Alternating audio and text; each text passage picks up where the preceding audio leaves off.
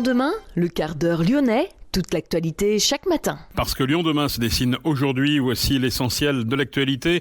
En ce jeudi, nous sommes le 11 mars. De nouveaux incidents ont éclaté hier en fin d'après-midi dans le quartier des Géraniums à Feyzin et à Mermoz. L'enquête se poursuit après l'accident de scooter à la Duchère qui sera à l'origine de cette flambée de violence. La plupart des indicateurs épidémiologiques du Covid-19 se dégradent dans le Rhône. Nous ferons le point dans cette édition.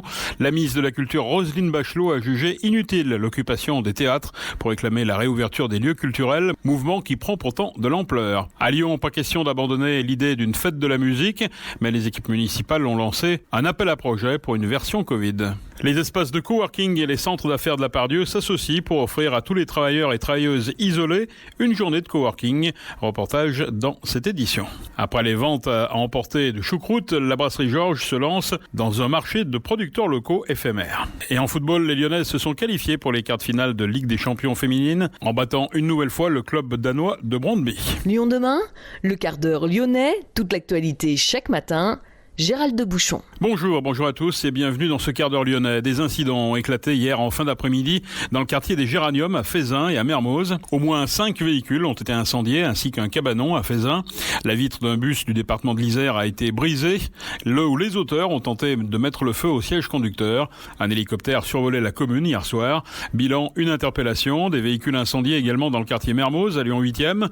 Des poubelles ont été brûlées. Des tirs de mortier d'artifice également. 2 hommes auraient été interpellés dans le quartier, ils étaient munis de jerrycans. L'accident de scooter à la Duchère qui serait à l'origine de cette flambée de violence, les témoignages faisant état de la possible implication d'un véhicule de police dans l'accident. En raison de témoignages contradictoires, l'enquête de l'IGPN n'a pas permis de déterminer les circonstances dans lesquelles un adolescent de 13 ans a été grièvement blessé le mercredi 3 mars dernier. 2 juges d'instruction ont été saisis pour poursuivre les investigations. Le parquet de Lyon a ouvert une information judiciaire pour blessures involontaires ayant entraîné une ITT supérieur à 3 mois, aggravé d'un délit de fuite et de non-assistance à personne en danger. À Pusignan, les obsèques du maire Pierre Grossard, retrouvé mort à son domicile jeudi dernier, ont eu lieu à l'espace Odyssée, à l'entrée de la commune. 260 personnes, proches, élus, officiels et personnel communal ont pu y assister. Un homme réputé pour sa discrétion, son intégrité et son engagement, dit-on. Agriculteur de métier, né à Pusignan, Pierre Grossard était engagé dans la vie politique de son village de 4000 âmes depuis 1989. Les premières investigations semblent confirmer l'hypothèse du suicide. Lyon demain, un site internet, du son, de l'image, un média complet pour les Lyonnais qui font avancer la ville. La plupart des indicateurs épidémiologiques du Covid-19 se dégradent dans le Rhône. Les taux d'incidence repartent à la hausse, 236 pour 100 000 dans le Rhône, 243 dans la métropole. Le nombre de patients, 863, est en progression, plus 12 en 24 heures, dont 63 nouveaux admis. Notez qu'en réanimation, le nombre de patients est orienté à la baisse, avec 158 patients hospitalisés, mais on compte 21 nouveaux patients, un chiffre élevé. Seul le taux de positivité reste stable à 7%. Le variant anglais représente désormais près de 66% des contaminations et les variants sud-africains et brésiliens un peu plus de 5%. Après le décès de 9 patients, le nombre de patients décédés du Covid à l'hôpital s'élève désormais pour notre département à 2475 et ce depuis le 1er mars 2020. La France a pour sa part enregistré 30 300 nouveaux cas ces dernières 24 heures, 264 décès supplémentaires à l'hôpital et près de 4000 patients sont en réanimation dans le pays. La ministre de la Culture, Roselyne Bachelot, a jugé inutile l'occupation des théâtres pour réclamer la réouverture des lieux culturels, mouvement qui prend de l'ampleur. Mi-février, la ministre avait annoncé que les concerts pourraient se tenir cet été avec une jauge de 5000 spectateurs assis maximum. L'organisation des Nuits de Fourvière a confirmé que le festival annuel aurait bien lieu cette année en 2021 et célébrerait ses 75 ans, mais la plupart des têtes d'affiche internationales ne seront pas de la partie. Le festival des Nuits sonores devrait lui aussi avoir lieu, mais pas à la même période et sous une forme différente. Et puis concernant la fête de la musique en juin, les équipes municipales, notamment l'adjointe à la culture Nathalie Perrin-Gilbert, travaillent sur une version dite Covid. Un appel à projet a été lancé. Lyon, Only Lyon, Only Lyon demain. Les espaces de coworking et les centres d'affaires de la Part-Dieu s'associent pour offrir à tous les travailleurs et travailleuses isolés une journée de coworking, l'occasion pour ces salariés ou ces indépendants de profiter d'un espace de travail confortable, l'occasion aussi, surtout, de sortir d'une spirale d'enfermement liée au télétravail. Anne Fauquet est directrice du coworking MamaWorks. Elle est à l'origine de cette initiative. Ça fait 1 an que le gouvernement nous impose le télétravail. Nous avons constaté au niveau du MamaWorks une baisse d'activité au niveau de la fréquentation de nos espaces nomades et un espace qui était fortement apprécié auparavant, et du coup de voir cet impact du télétravail qui enferme toute une population chez soi, et aujourd'hui on sent que cette crise sanitaire évolue vers une crise psychologique et qu'il est important de réoffrir des interactions sociales à toutes ces personnes qui sont complètement isolées chez eux et qui ne rompent plus entre la vie professionnelle et la vie personnelle, qui sont coupés socialement du monde, alors que nous, coworking ou tiers-lieux, on prône la vie communautaire et rencontres, donc on les invite à venir vivre cette expérience-là le temps d'une journée. Parmi les centres de coworking participant à l'opération, le World Trade Center, dont les locaux prestigieux se situent au 27e et 28e étage de la tour Oxygène. L'objectif est clair, rompre avec l'isolement, faire découvrir le coworking à un public qui peut devenir client, tout en respectant bien sûr les mesures sanitaires. Clément Charlieu, directeur des opérations au World Trade Center. Le World Trade Center Lyon, c'est un centre d'affaires qui est basé au sommet de la tour Oxygène et qui est opérationnel dans ces lieux depuis juillet 2012. Donc c'est un lieu prestigieux mais qui reste accessible à beaucoup d'entrepreneurs. C'est aussi un moyen pour nous évidemment d'en démocratiser l'accès, de montrer que ces installations sont accessibles à tous, y compris à des étudiants qui ont peut-être un projet de création d'entreprise, puisque les étudiantes et étudiants bien sûr font partie de la cible des personnes que nous privilégions et auprès desquelles nous souhaitons pouvoir proposer un accueil de qualité, au moins une journée, parmi les 9 autres centres qui sont partenaires de la démarche. Quelle est votre cible ici ?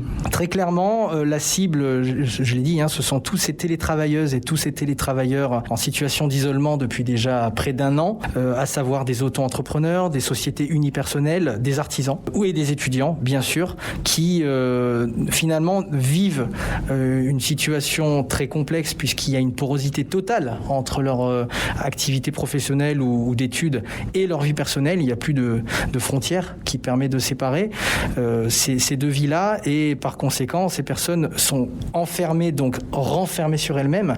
Et ce que des spécialistes de la question ont également mis en avant, ce sont les risques qu'on appelle technosociaux. Ce sont des risques qui peuvent amener beaucoup de ces personnes-là qui sont dans une situation d'isolement prolongé à ne plus pouvoir interagir de manière normalisée avec les autres. Et ça, c'est un vrai problème. Donc notre initiative vise également à tout faire pour que ces risques soient limités, et c'est ce pourquoi nous souhaitons inscrire cette démarche dans la durée. Donc l'opération va durer 6 mois.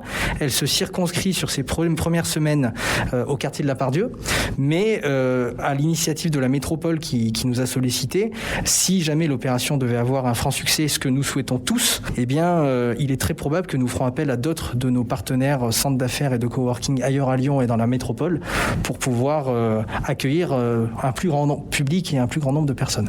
Comment ça va se passer concrètement ici, cette journée que vous leur offrez ? Vous allez les accueillir comment ? C'est d'autres sociétés évidemment qui travaillent ici. Bien sûr.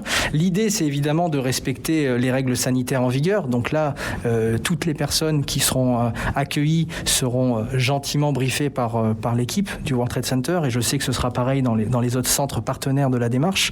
Mais chacun est responsable, chacun fait preuve de civisme à notre sens, et nous voyons cette occasion d'accueillir un nouveau public, sachant que nos clients sont déjà prévenus de la démarche évidemment, comme aussi un moyen de favoriser de nouvelles interactions. Et je pense notamment à ces auto-entrepreneurs qui exercent sur des activités, des secteurs donnés, qui peuvent tout à fait trouver d'autres entrepreneurs déjà domiciliés au World Trade Center et avec lesquels ils peuvent peut-être établir des relations d'affaires. Donc on y voit une opportunité évidente de rompre avec l'isolement, mais on y voit aussi une opportunité tout aussi évidente de favoriser peut-être une ébullition au niveau du business. En 2021, le coworking s'est passé dans les mœurs ? Effectivement, c'est probablement l'avenir du métier de l'immobilier tertiaire, sachant qu'il y a un paradoxe là-dedans que l'on peut identifier, c'est que avec les risques sanitaires de partager un espace, on pourrait penser que le coworking serait fortement challengé. Néanmoins, tous les centres aujourd'hui se sont organisés et ont mis en place des règles très claires pour pouvoir continuer d'exercer exercer leur profession et accueillir du public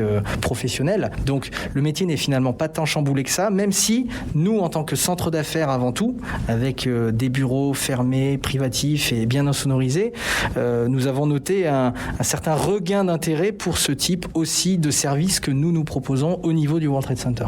Le travail à domicile, c'est limite. Le travail à domicile a clairement ses limites, puisqu'il ne permet pas en fait d'opérer une séparation qui est indispensable entre son activité professionnelle et sa vie personnelle. Je connais beaucoup de personnes qui malheureusement sont amenées à travailler sur une base hyper régulière, voire quotidienne chez elles. La fragilité que nous évoquions tout à l'heure, elle est là, elle est palpable. On s'énerve plus facilement. Déjà, le fait aussi de moins de se dépenser, de moins avoir d'occasion de sortir fait que malgré tout, on a tendance à se renfermer sur soi-même. Et ça provoque de graves troubles psychiques qui peuvent aussi aggraver les fractures déjà existantes dans notre société. L'opération est soutenue par tout l'écosystème lyonnais, de la métropole à la région, en passant par les chambres consulaires, les syndicats professionnels ou l'université. Opération qui prendra fin le 31 août. Après plusieurs week-ends de vente à emporter de choucroute, la brasserie Georges a décidé d'aller plus loin et de mettre en avant ses fournisseurs. Un marché de producteurs locaux éphémère sera organisé ce week-end dans l'immense brasserie de Perrache. 7 producteurs de renom, Maison Bobos, Domaine de Limagne, la Maison Merle, Victor et compagnie, les Robins des Champs, également le meilleur ouvrier de France, Christian Janier, ou encore la brasserie du Faubourg, dont les produits sont d'habitude à la carte. Eh bien, tous ces producteurs seront présents vendredi et samedi de 9h à 18h, dimanche matin également. Les sports, football, au terme d'un match maîtrisé, les Lyonnaises se sont qualifiées pour les quarts de finale de la Ligue des Champions féminines. Elles ont eu raison 3-1 du club danois de Brøndby en 8e de finale retour. À une semaine de son quart de finale d'Euroleague et après son élimination en quart de finale de la Coupe de France à Bourges samedi dernier, l'Asvel féminin a de nouveau concédé une défaite à Villeneuve d'Ascq, 73-71. L'Asvel se retrouve à nouveau à 2 longueurs de Basketland pour la 2e place, mais reste 3e après les échecs de Montpellier et de Charleville-Mézières. Enfin, le parcours du Tour de l'Ain 2021, l'épreuve qui partira de Villars-les-Dombes le 29 juillet. La première étape promise aux sprinteurs emmènera le peloton de Villars à Bourg-en-Bresse. La 2e étape verra son arrivée à Saint-Vulbas. Les noms des participants s'annoncent toutefois moins prestigieux que l'année dernière. L'épreuve ne sera pas en effet une répétition générale du Tour de France, mais plutôt de la Vuelta et des mondiaux. C'est la fin de ce quart d'heure lyonnais. Merci de l'avoir suivi. On se retrouve demain, même heure, même antenne. En attendant, restez prudents.